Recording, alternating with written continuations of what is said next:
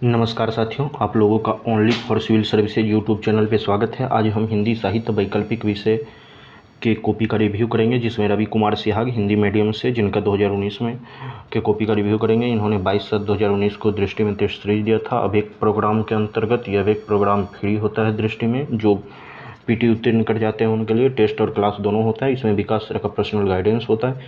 ठीक है, तो चलिए आगे कॉपी का रिव्यू करते हैं। तो इन्होंने किस तरह से लिखा है। फर्स्ट क्वेश्चन 150 शब्द में टिप्पणी लिखना है। ये 10 नंबर का है। इस तरह का 5 क्वेश्चन रहता है। ठीक है, सिद्ध साहित्य में खड़ी बोली हिंदी का आरंभिक स्वरूप क्या है, इन्होंने बता दिया है। देख लीजिए आप, क्योंकि पूरे पढ़ेंगे तो लगभग 2 घंटा लग जाएगा। पैराग्राफ का प्रयोग किया है। देखिए, जहाँ इन्हें लगा जो यहाँ पे कोटेशन का प्रयोग कर देना चाहिए उदाहरण, तो इन्होंने किया है। ठीक है, नेक्स्ट चलते हैं। देख लीजिए, एक क्वेश्चन में 2 कोटेशन आ गया, 2 पेज में आंसर। हिंदी भाषा क्षेत्र के बारे में लिखना था, इन्होंने ठीक लिखा है। राइटिंग भी सही है इनका। ठीक है, हिंदी भाषा का मानकीकरण और आचार्य महावीर प्रसाद द्विवेदी के बारे में, तो इन्होंने इनकी क्या कमियां थी उनके बारे में भी बताया है। ठीक है, उसके बाद गद्य व पद्य दोनों में ये प्रयोग हुआ था, सारा बताया। फिर राष्ट्रभाषा हिंदी भाषा के रूप में ब्रह्म समाज का योगदान। ठीक है, आप लोग देखते जाइए, आगे बढ़ते जाइए। ठीक है, और आगे चलिए। ठीक है, तो अब सेकंड क्वेश्चन आ गया था। सॉरी, मैंने ध्यान नहीं दिया इस बात का, नहीं तो मैं बता देता। देखिए, ये 20 नंबर का है। देवनागरी लिपि का वैज्ञानिक लिपि का दर्जा दिलाने वाली विशेषताओं का उद्घाटन कीजिए। ये 20 मार्क्स का है। ठीक है, तो इन्होंने इसको 3 पेज में लिखा होगा, 3 से 4 पेज में, 4 पेज में इन्होंने 3.5 पेज में लिखा। फिर बुंदेली बोली का परिचय दीजिए। देखिए, मैप का प्रयोग करके बुंदेलखंड यूपी का कहाँ किस क्षेत्र में पड़ता है इन्होंने बता दिया। सोरसैनी प्राकृत, सोरसैनी अपभ्रंश, पश्चिमी हिंदी, उपभाषा, ये सब बुंदेली बोली में बोला जाता है, इन्होंने इसके बारे में बता दिया। फिर इस क्षेत्र की बात की जाए तो बुंदेली हिंदी की सभी बोलियों में, ठीक है, उसके बारे में बता दिया है। विशेषता बता दिया है। ध्वनिगत विशेषता क्या है उसके बारे में बताया है। शब्दों के स्तर पर क्या है ये इसके बारे में बताया है। फिर व्याकरणिक विशेषता क्या है इसके बारे में बताया है इन्होंने। फिर नेक्स्ट क्वेश्चन तक चलते हैं। मानक हिंदी का विशेषण व्यवस्था पर प्रकाश डालिए। 15 मार्क्स का क्वेश्चन है ये। ठीक है, संज्ञा या सर्वनाम शब्दों की विशेषता प्रकट करने वाला या बताने वाले शब्दों को विशेषण कहा जाता है। ठीक है, फिर उदाहरण भी दे दिया है इन्होंने विशेषण का। विशेषण के भेद के बारे में बताया है। विशेषण के भेद के बारे में बताया है। विशेषण का गुण के बारे में बताया है। सार्वनामिक विशेषण के बारे में बताया है। ठीक है, उसके बाद जैसे कितने लंबे हो, फिर सार्वनामिक विशेषण में कितने संबंधवाचक, प्रश्नवाचक, निश्चयवाचक और अनिश्चयवाचक, फिर सभी के बारे में इन्होंने डिटेल से बताया है। ठीक है, परिणामवाचक विशेषण से लेके अन्य विशेषता क्या है उसके बारे में बताया है इन्होंने।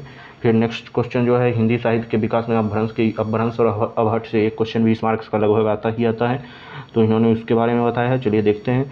भाषा के स्तर पर किस तरह की भाषा है। वियोगात्मक भाषा है। प्रसर्गों का प्रयोग है। ध्वनि व्याख्या में नई ध्वनियों का आना। शब्दावली के स्तर पर, व्याकरण के स्तर पर, साहित्य के स्तर पर। ठीक है, इस तरह आगे चलते हैं कॉपी में। ठीक है, अभी आधा बचा हुआ है। साहित्य के विकास में अपभ्रंश का क्या योगदान था उसके बारे में इन्होंने बताया है। अधिकांश इन्होंने पॉइंट का प्रयोग इसमें हिंदी साहित्य के लेखन में किया है, अच्छी बात है। पैराग्राफ छोड़ के पॉइंट में जितना आइएगा उतना मार्क्स बढ़ता है, टॉपर्स की यही राय है। अब नेक्स्ट क्वेश्चन देखते हैं। राष्ट्रभाषा की हिंदी के विकास में सेठ गोविंद दास के अवदान पर प्रकाश डालिए। ठीक है, तो इन्होंने इनके बारे में लिखा है। ठीक, नेक्स्ट चलते हैं तो देखते हैं। छत्तीसगढ़ी बोली का परिचय दीजिए। इन्होंने छत्तीसगढ़ के का मैप बना दिया, यहाँ क्या बोली जाती है। ठीक है, उसके बारे में बताया है। यह बोली कैसे, कब, किसके शासनकाल में बोली गई थी उसके बारे में, कहाँ बोली जाती है, ध्वनिगत विशेषता क्या है इसकी, इस भाषा में प्रयुक्त व्याकरणिक विशेषता क्या है इसकी, प्रसर्ग क्या है, क्रियारूप क्या है इसके बारे में बताया। मध्यकाल में ब्रजभाषा के साहित्यिक विकास पर प्रकाश डालिए। इन्होंने इस क्वेश्चन को छोड़ दिया है। चलिए नेक्स्ट क्वेश्चन देखते हैं। 150 शब्द में टिप्पणी फिर लिखना है।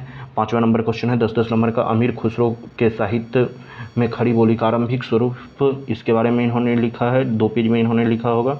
ठीक है, खुसरो दरिया प्रेम का उल्टी बाकी धार, जो उतरा सो डूब गया, जो डूबा सो पार। क्या उस समय तक भाषा घिसकर इतनी चिकनी हो गई थी जो खुसरो की पहेलियों में मिलती है।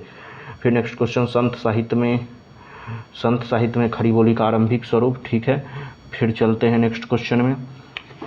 इसके बारे में इन्होंने 2 पेज लिखा है। ठीक है, फिर कुमाऊनी बोली, कुमाऊनी कहाँ बोला जाता है। कुमाऊनी लगभग उत्तराखंड के गढ़वाली में बोला जाता है। ठीक है, इसके बारे में इन्होंने मैप से दर्शा के और इसका प्रयुक्त क्षेत्र, प्रमुख विशेषता इसके बारे में बता दिया है। फिर भाषा और बोली में क्या अंतर है इसके बारे में इन्होंने बताया है। ये पैराग्राफ में इन्होंने यहाँ बताया है, ठीक है। यहाँ भी देखिए इन्होंने प्रयोग किया है पॉइंट का, फिर निष्कर्ष डाल दिया। राष्ट्रभाषा हिंदी के विकास में पुरुषोत्तम टंडन का योग, ठीक है। ये क्वेश्चन मेरे विचार में कुछ नया हमको लग रहा है, मैंने इसे पढ़ा नहीं है, लेकिन देख लीजिए इन्होंने किस प्रकार लिखा है, ये देखने में तो कोई दिक्कत नहीं है। तो अब चलते हैं, इन्होंने देवनागरी लिपि की सीमाओं का निरूपण 5 क्वेश्चन ही बनाना रहता है। तो राजस्थानी हिंदी पर तो ये राजस्थान की भाषा के भाग को दिखा दिया, ये कहाँ उपभाषा क्या है, तो मारवाड़ी, मेवाड़ी, मालवी, जयपुरी ये सब है, ठीक है।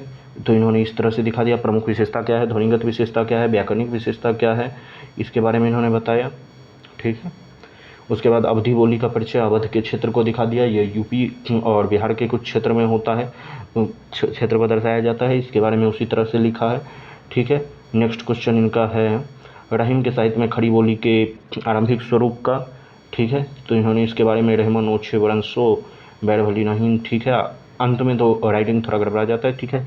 फिर मिलते हैं रवि सिहाग के नेक्स्ट कॉपी के साथ, आप लोग तब तक बने रहिए। नेक्स्ट वीडियो में रवि सिहाग की हिंदी साहित्य की ही दूसरे टेस्ट की कॉपी आएगी, ठीक है। तब तक के लिए धन्यवाद, जय हिंद।